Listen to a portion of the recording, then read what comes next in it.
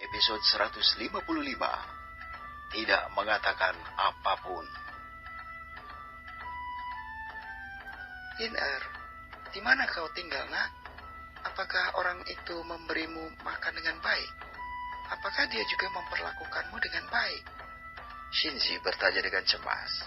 Shinji tidak tahu apakah Huan Yin makan dengan benar selama ini, karena dia bisa melihat sedikit tanda kurus dan kekurangan gizi di tubuh kecil gadis ini. Jadi dia khawatir jika Fei Hung tidak merawat gadis kecil ini dengan baik. Meskipun dia tidak berpikir Fei Hung menganiaya seorang gadis kecil, dia masih ingin memastikan. Huan Yin mengangguk dengan senyum bahagia yang lebar. Aku juga memiliki beberapa kakak besar yang memperlakukan aku dengan baik dan sangat mencintai aku. Guru selalu memperlakukan aku dengan sangat baik dan memberi dan mengajari aku banyak hal. Dia bahkan sering bermain denganku. Guru juga berkata bahwa aku harus makan dengan teratur agar aku tidak sakit. Jadi, dia membuat banyak makanan untuk aku makan. Shin Wajing dan Shinzi terkejut mendengar ini. Topik ini menarik minat mereka dan mereka bertanya.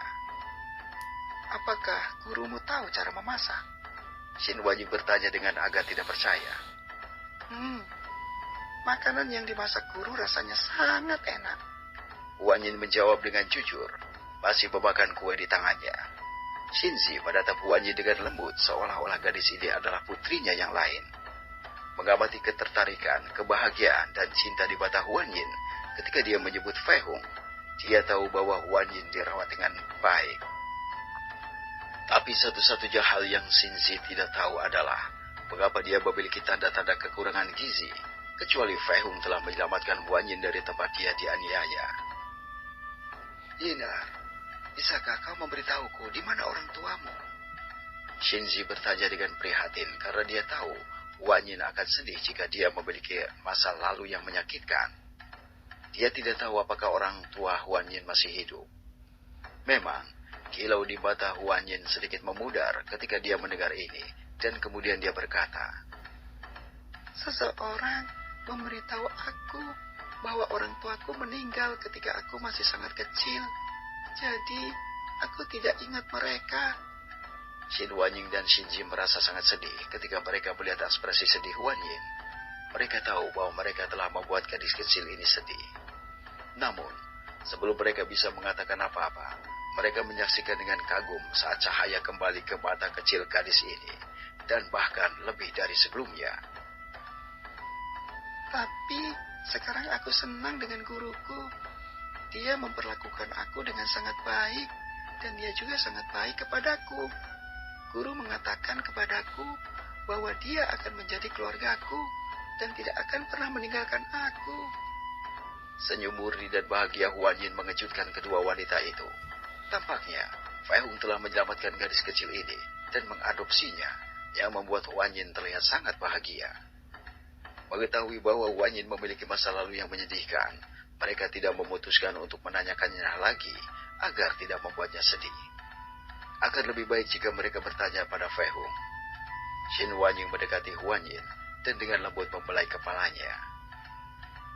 Kau bisa datang dan bermain denganku sebanyak yang kau mau. Aku juga punya saudari angkat perempuan yang pasti akan senang bermain denganmu. Shin Wanying berkata dengan lembut kepada Huan Yin. Dia tahu bahwa Ling Xi akan menyukai Huan Yin ini juga. Dia tidak tahu kalau Huan Yin sudah terlebih dahulu dekat dengan Ling Xi.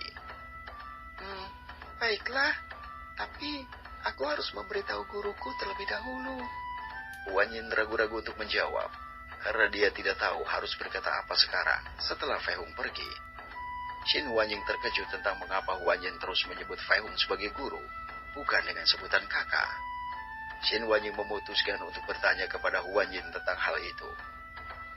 Yinar, mengapa kau menyebut Fei Hung sebagai gurumu? Bukankah lebih baik memanggilnya kakak? Shinji juga tertarik dengan masalah ini, jadi dia ingin tahu apa yang terjadi dengan Fei Hung dan Huan Yin. Huan Yin memiringkan kepalanya ke samping sambil berpikir. Meskipun guruku telah memberitahu aku sebelumnya bahwa dia akan menjadi kakak laki-lakiku dan juga ayahku, karena kami adalah keluarga.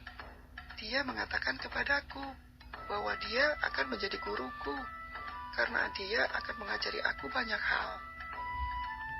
Dia menganggap aku sebagai murid, dan dia adalah guruku sekarang. Huan Yin tersenyum saat dia selesai berbicara. Xin Huanying terkejut dengan tanggapan Huan Yin dan Xinzi juga terkejut. Hal-hal macam apa yang gurumu ajarkan padamu? Xin Huanying bertanya pada Huan Yin ketika dia menjadi penasaran. Dia ingin tahu apa yang Fei Hung ajarkan pada Huan Yin. Xinzi menatap Huan Yin menunggu jawabannya. Huan Yin berpikir selama beberapa detik dan kemudian tersenyum, tidak mengatakan apa-apa. Huan Yin ingat betul apa yang Fei Hung katakan padanya tentang tidak mengatakan apapun tentang kultivasi. Jadi dia tidak akan mengatakan apa-apa, bahkan jika mereka orang yang sangat baik. Dia bertapa-tapa akan mendengarkan apa yang gurunya katakan padanya. Xin Huanying dan Xinzi mengerti bahwa Huan Yin tidak ingin mengatakan apa-apa. Mungkin Fei Hung yang menyuruhnya untuk tidak mengatakan apapun tentang apa yang dia ajarkan padanya. Xin Huanying ingin tahu apa yang Fei Hung ajarkan kepada Huan Yin. Jadi dia bertanya kepada Huan Yin beberapa kali, bahkan mengajukan pertanyaan tidak langsung untuk mengetahui apa yang Fei Hung ajarkan padanya. Huan Yin adalah gadis kecil yang sangat cerdas. Jadi pada akhirnya, dia tidak mengatakan satu hal pun tentang kultivasi. Huan Yin akan tersenyum, tak berdaya ketika dia tidak ingin mengatakan apapun tentang kultivasi. Pada akhirnya, Xin Huanying dan Xinzi menyerah. Mereka mengerti bahwa Huan Yin tidak akan mengatakan sepatah kata pun kepada mereka. Mereka sekarang bahkan lebih ingin tahu tentang apa yang diajarkan Fei Hung kepada seorang gadis kecil ini. Pada saat ini, Huan Yin menoleh dengan bingung saat dia melihat ke satu arah. Ada apa, Yinar? Xin Huanying menyadari hal ini dan bertanya ketika dia memperhatikan perilaku aneh Huan Yin yang sedang mengawasi dari jarak jauh. Huan Yin melihat ke satu arah dan kemudian berkata, ada banyak binatang jelek di luar kediaman ini.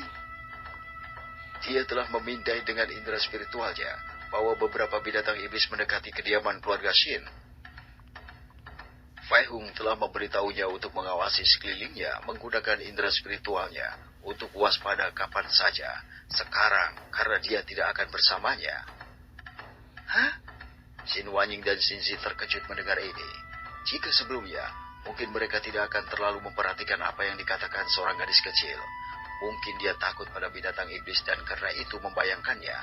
Tapi sekarang, dengan semua yang terjadi, Xin Huanying dan Xinzi entah bagaimana mempercayai apa yang dikatakan Huan Yin.